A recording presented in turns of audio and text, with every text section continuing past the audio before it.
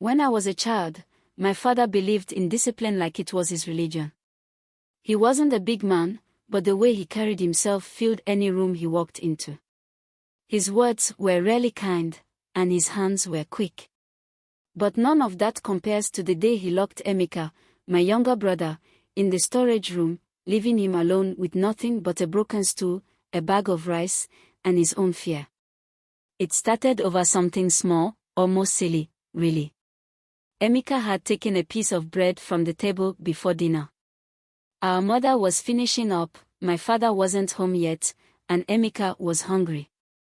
He hadn't eaten much that day because his lunch got spoiled, so when he thought no one was looking, he grabbed a chunk of bread and stuffed it into his mouth.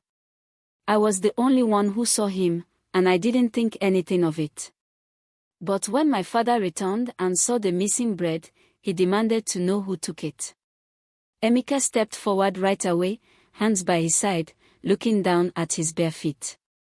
My father's face twisted in that way it did when he was about to make an example out of someone.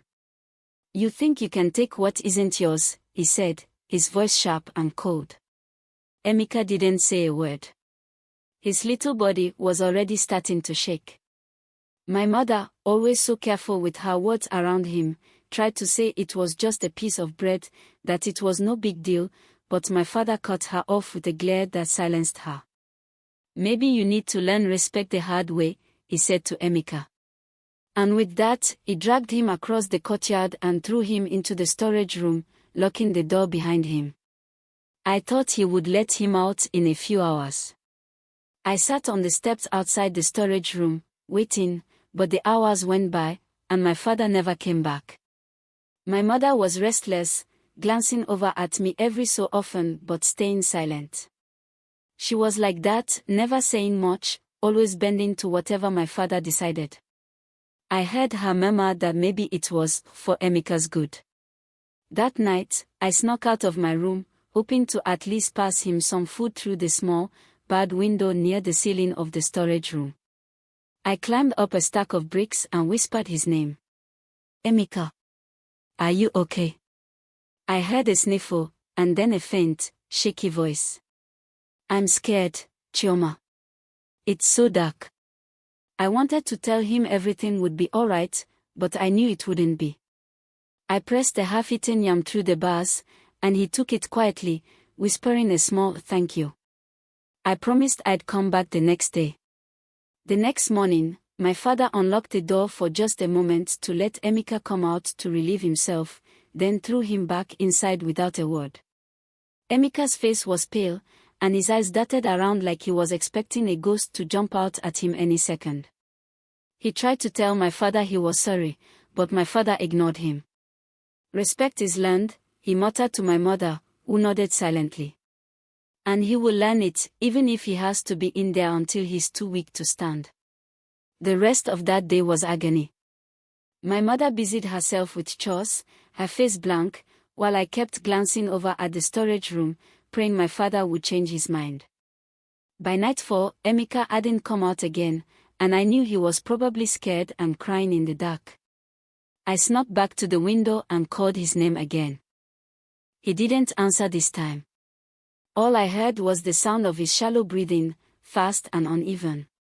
I whispered to him, telling him stories I'd heard from school, hoping it might take his mind off things.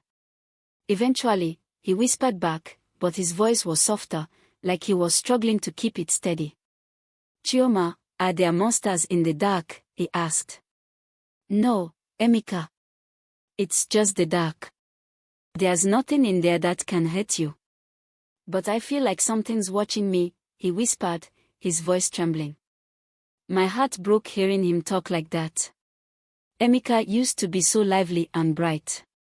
But in that room, he was shrinking, his spirit being eaten away by fear. By the third day, Emeka had changed. When my father let him out in the morning to relieve himself, he was shuffling, staring down at the ground with hollow eyes. He wasn't the same little brother I'd known. He was somewhere else. His spirit seemed crushed, his body small and fragile. My mother tried to talk to my father again, saying it had been enough. But he shot her a look that made her step back.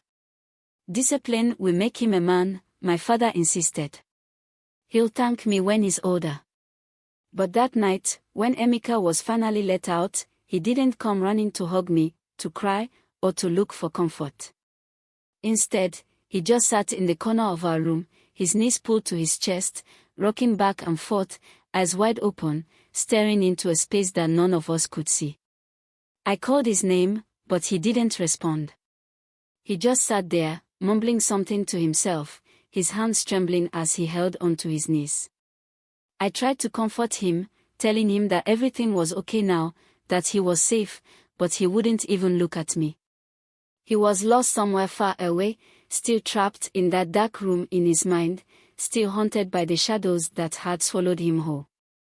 Over time, Emeka's silence became a part of him.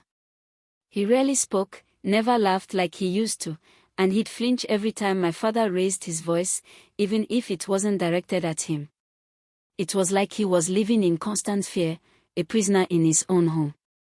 Sometimes, when he thought no one was looking, he'd mumble to himself, just as he had in the dark. His hands would shake, and his face would twist in fear, like he was still trapped, still being punished. I tried to help him, to make him laugh, to remind him of who he used to be, but it was like trying to reach someone on the other side of a locked door. Emeka was there, but not really. He was like a ghost, haunted by the memories of that small, dark room. As I grew older, I realized it wasn't just Emeka or our family. I started hearing stories from other kids in school, stories about harsh punishments, about being locked in rooms, beaten, shamed, forced to kneel on hard floors for hours as a way to teach them respect. It was common in our community, and people said it was just how things are. They called it tough love, but it felt more like survival. Kids like Emeka and me, we learned to live in fear, to hide our true self, to stay small and quiet, hoping not to be noticed. But Emeka never really came back from that dark room. The shadow stayed with him, following him everywhere. And to this day, when I close my eyes, I still hear his voice, whispering from the darkness, asking me if there are monsters in the dark. And maybe he was right.